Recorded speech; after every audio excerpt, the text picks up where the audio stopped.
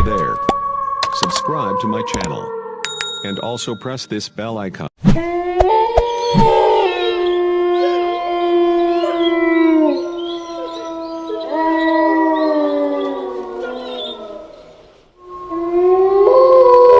ये कहानी है सोनापुर गांव की, जहां पानी की शदीद किल्लत थी और गांव के सरपंच ने पानी की किल्लत को पूरा करने के लिए वहां पे एक कुआं बनवा रखा था। लेकिन गांव की औरतों में पानी को लेकर दिन भर झगड़ा होता रहता था। वो कुएं पर एक दूसरे को देखकर झगड़ा शुरू कर देती थी। अरे रानी, तू कल भी 10 बाल्टी पानी लेकर गई थी। आखिर इतने पानी का तू क्या करती है? तुझे पता है गांव में एक ही तो कुआं है। मेरे छोटे छोटे बच्चे हैं, पानी ज़्यादा इस्तेमाल होता है। ये लड़ना झगड़ना रोज का था, खासकर जब चंबेली पानी लेने आती।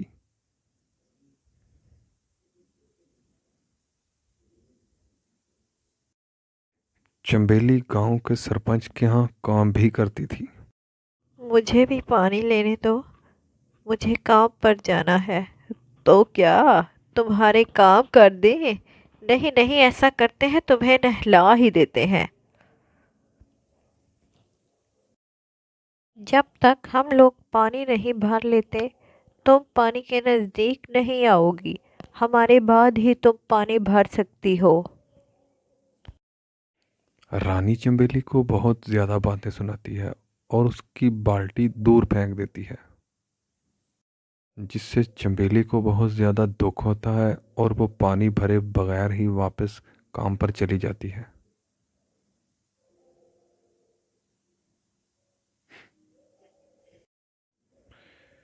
इसी तरह कुछ दिन गुजर जाते हैं और कुछ दिनों बाद चंबेली फिर से पानी लेने के लिए कुएं पर आ जाती है कि शायद इस बार उसे पानी भरने दिया जाए। वहां पर रानी चंबेली को धक्का दे देती है, जिस वजह से चंबेली ज़मीन पर गिरती है, सर पर चोट लग जाती है। इस वजह से चंबेली की मौत हो जाती है। रानी और दूसरी औरतें गांव वालों के सामने झूठ बोलती हैं कि चंबेली खुद गिरी, जिस वजह से इसकी मौत हो गई। फिर अचानक एक रात कुएं से आवाज़ें आने लगती हैं, पानी की आवाज़ें। रानी और राधा दोनों कुएं के पास पहुंच जाती हैं। वहां पहुंचती हैं और वो देखती हैं। अरे दैया रे दैया, ये बाल्टी कहाँ से आई? अरे ये तो चमेली की बाल्टी है। वहां से एक डरावनी आवाज आती है, जिस वजह से चंबेली और राधा वहां से भाग जाती हैं। अगले दिन ये खबर गांव में आग की तरह फैल जाती है। जब रानी और राधा गांव की दूसरी औरतों को बताती हैं कि रात को उन्होंने कुएं पर क्या देखा, फिर अचानक एक हाथ आकर कुएं पर मौजूद उनमें से एक औरत को पकड़ लेता है और तब तक नहीं छोड़ता जब तक उस औरत की मौत नहीं हो जाती। फिर वो हाथ उस कुएं की तरफ चला जाता है। यह देखकर गांव की बाकी औरतें बहुत ज्यादा खौफजदा हो जाती हैं। फिर एक रात राधा को चुड़ैल के गाने की आवाज आती है। विजेतवा शुद्धजेतवा विजेतवा शुद्धजेतवा। राधा अपने घर का दरवाजा बंद कर लेती है। रात गुजरने के बाद फिर अगली सुबह वो ये सारी बातें रानी को बताती है। रानी राधा से ज्यादा खौफजदा हो जाती है, क्योंकि चंबेली को धक्का उसी ने दिया होता है। फिर अगले दिन वो दोनों पानी भरने के लिए कुएं पर एक साथ पहुंचती हैं।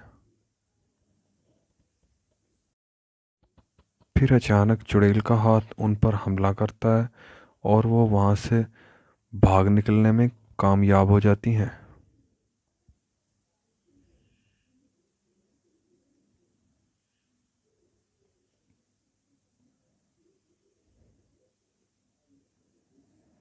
रानी, हमने चमेली को मारकर बहुत बड़ी गलती कर दी। हमें किसी तांत्रिक के पास जाना चाहिए।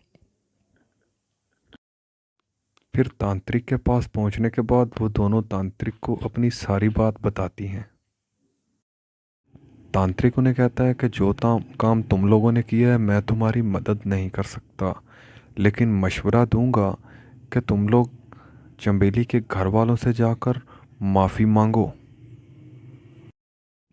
फिर रानी चंबेली के घर पहुंचती है और वहां मौजूद उसकी सास, Hey there. उसका शौहर और Subscribe उसके to my बच्चे से channel. माफ़ी And also मांगती है। press this bell icon.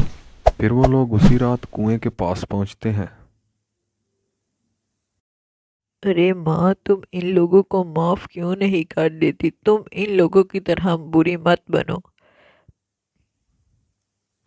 उसके फौरन बाद चंबेली की रूह को आग लग जाती है और उसकी आत्मा को शांति मिल जाती है।